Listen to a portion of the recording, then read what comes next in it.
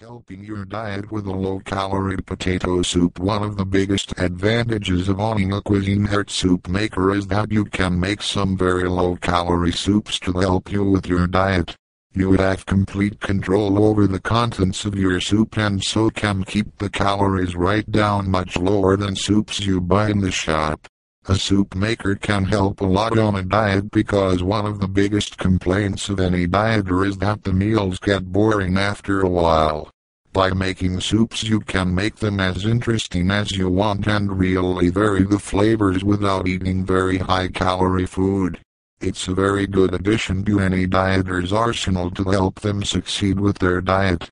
You can make this soup quicker by adding the vegetables in smaller sizes to enable them to cook quicker. Plus you can add some more flavor by adding some leftover meat, but be aware this will add calories. You can also make this soup thicker or thinner simply by varying the broth and milk quantities. This is great because you can make the best possible soup for you. For a garnish on this soup you can use some chopped chives, some black pepper or some green onion. You don't need to use any sour cream as the milk in the soup will already give it a creamy taste.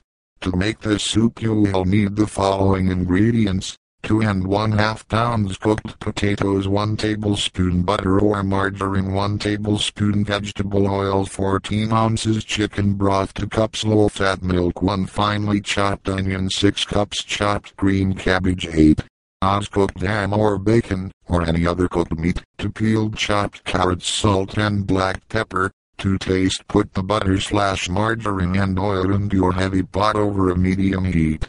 Add the onions, cabbage, carrots and cook them until it begins to soften, stirring occasionally.